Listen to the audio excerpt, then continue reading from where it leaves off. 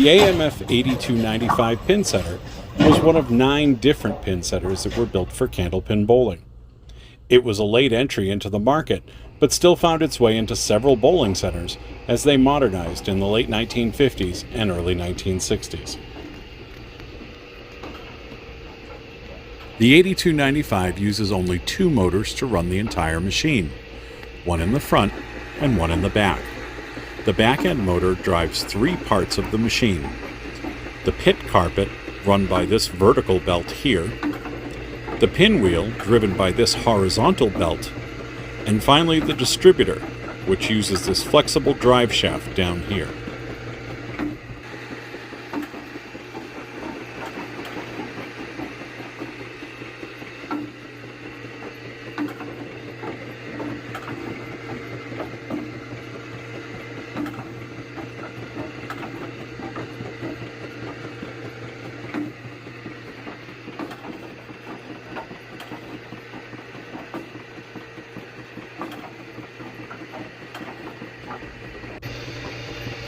The carpet continually runs from the end of the lane to the pinwheel.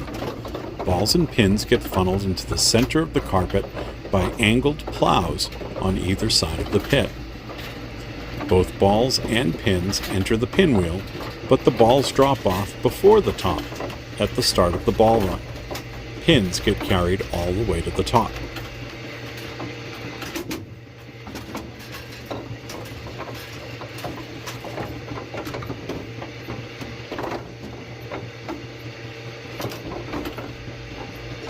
As you can see here, the pins are being held in the pinwheel, being taken back down to the bottom. This is because the spotting table is already full. After the spotting table sets a rack of pins, a device called a gate moves into the pinwheel area. The gate scoops the pins out of the pinwheel and diverts them onto the distributor.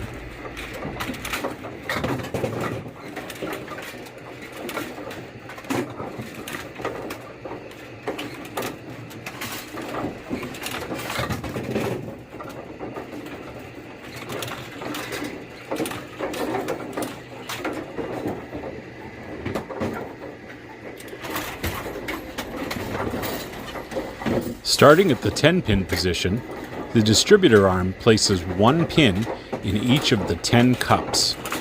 The cups funnel each pin into a tube on the spotting table. As each pin falls off the end of the distributor, it hits a lever, which releases a clutch mechanism, advancing the distributor to the next position.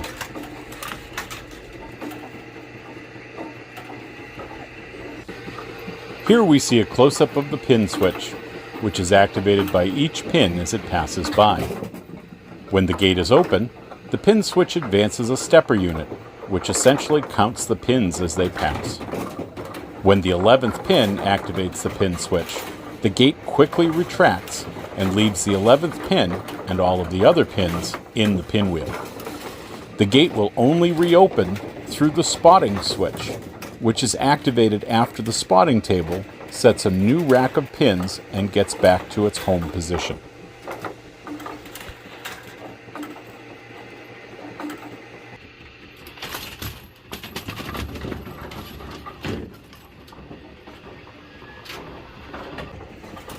The front-end motor of the 8295 drives both the sweep and the spotting table.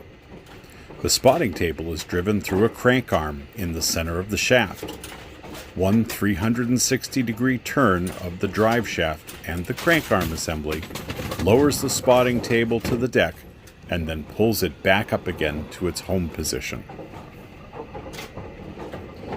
Below the cups we talked about earlier are the 10 tubes on the spotting table.